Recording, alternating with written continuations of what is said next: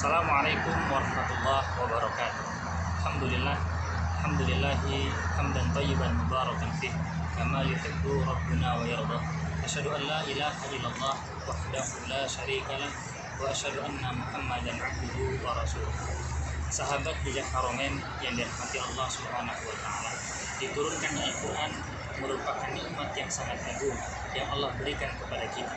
Al-Qur'an adalah kalamullah, petunjuk bagi semua manusia. Siapapun yang berpegang teguh kepadanya, yang mempunyai perhatian khusus terhadapnya, maka hidupnya akan penuh dengan keberkahan. Dengannya Allah Subhanahu wa taala mengangkat derajat satu kaum dan juga menjatuhkan kaum yang lain. Allah Subhanahu wa taala berfirman, "Inna hadzal Qur'ana yahdi lillati hiya aqwam." Sesungguhnya Al-Qur'an akan memberi petunjuk kepada jalan yang paling lurus. Saudaraku, terkadang kita menemukan satu keadaan, kita dihadapkan dengan permasalahan yang sangat banyak, maka ketahuilah inna hadzal Qur'ana yahdi lillati hiya aqwam.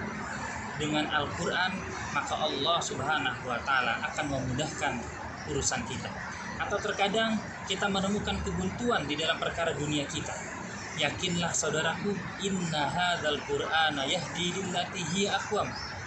Dengan Al-Qur'an Allah Subhanahu wa taala akan membukakan semua jalan buntu tersebut. Maka ketika kita telah mengetahui derajat yang sangat tinggi tentang Al-Qur'an, sudahkah kita mengetahui derajat kedekatan kita kepada Al-Qur'anul Karim?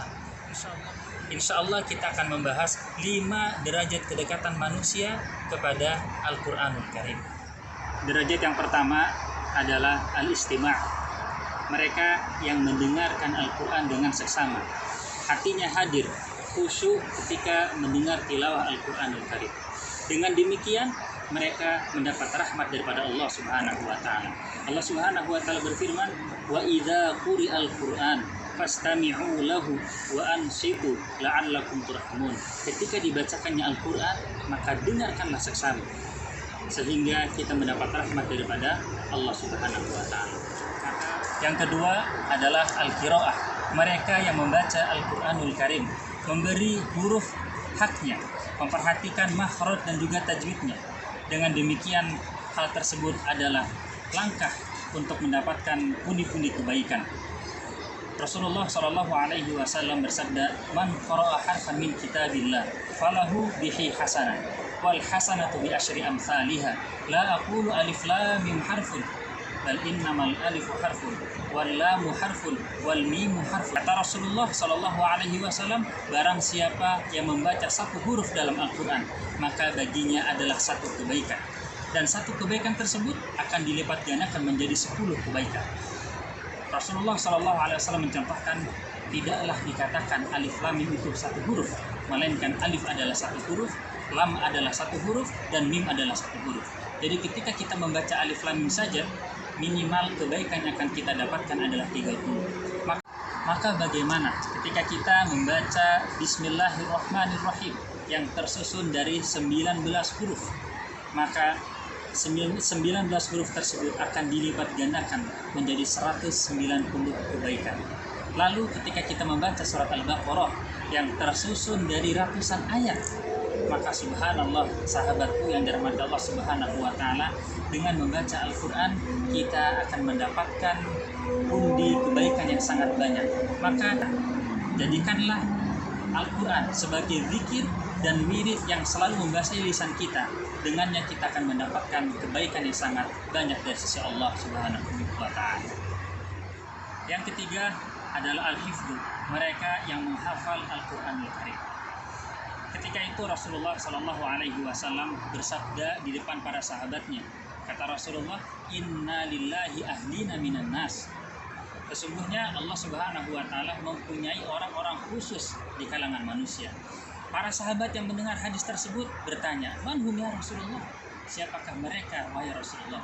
Beliau pun menjawab, "Ahlul Qur'an, ahlullahi wa khassatuh." Ahlinya Al-Qur'an, mereka adalah orang-orang khusus dan orang-orang pilihan Allah Subhanahu wa taala. Para ulama menjelaskan yang dimaksud dengan ahlul Quran hafizatul Quran wal 'amiluna bihi. Mereka yang menghafal Al-Quran dan mengamalkan isi daripada Al-Quranul Karim. Banyak dari kita akan merasa bangga, akan berbangga diri ketika nama kita, status kita disebut oleh orang yang mempunyai kedudukan di dunia ini. Ketika nama kita diangkat oleh gubernur, ketika mereka mengatakan dia adalah saudaraku, dia adalah keluargaku, dia adalah orang-orang khususku, dia adalah orang pilihanku, maka hati ini berbunga-bunga. Kita merasa berbangga diri. Maka ketahuilah dan yakinlah saudaraku yang dirahmati Allah Subhanahu wa taala, kita wajib dan lebih berbangga diri ketika Allah Subhanahu wa taala yang Maha Agung, Allah yang Maha Bijaksana melalui lisan Rasulnya membanggakan ahlinya Al-Quran, membanggakan mereka yang menghafal dan mengamalkan isi daripada Al-Quranul Karim.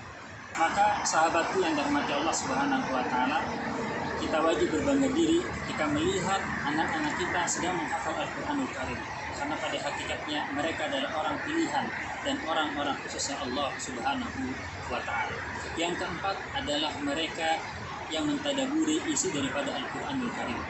Bukan sekedar mereka mendengarkan Al-Quran, bukan sekedar mereka membaca Al-Quranul Karim, akan tetapi tiap ayat yang mereka baca, tiap ayat yang mereka dengar, mereka renungi, mereka pahami, dan mereka tadaburi, sehingga hal tersebut bisa menjadi bekal yang mereka amalkan di kehidupan sehari-harinya. Allah Subhanahu wa taala berfirman, "Kitabun anzalnahu ilaika mubarakun liyadabbaru ayatih." Kata Allah Subhanahu wa taala, Al-Quran diturunkan penuh dengan keberkahan. Untuk apa? Untuk kita tadaburi.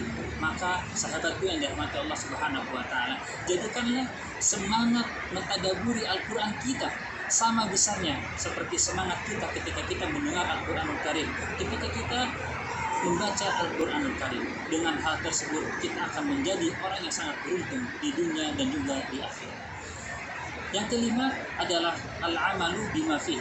Mereka yang mengamalkan isi daripada Al-Quranul Karim. Karena tujuan utama diturunkannya Al-Quran adalah untuk kita tadaburi dan untuk kita amalkan. Maka ketika kita sebagai seorang anak, contohnya mendengar satu ayat di dalam Al-Quran yang berbunyi wala taqul lahuma uffin, kata Allah Subhanahu wa taala, janganlah kau mengatakan Maka kita sebagai seorang anak ketika bermuamalah dengan orang tua kita, hendaknya perkataan kita dipenuhi dengan sopan santun, perkataan kita dipenuhi dengan lemah lembut dan tidak mengatakan apalagi menantang orang tua kita.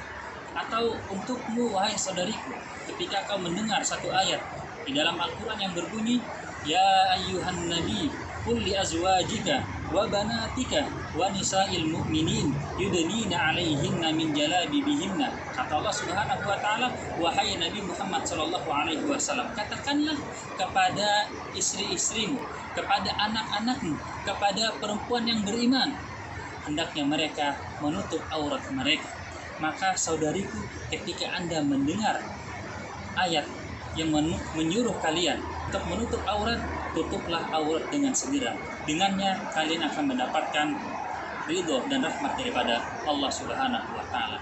Atau untukmu wahai para penguasa, wahai para hakim, ketika Anda mendengar satu ayat yang berbunyi wa idza hakamtum bainan nas antahkumu bil adl, ketika kau menghukumi satu kasus di antara manusia, antahkumu bil adl, jadikanlah keadilan landasan daripada hukum.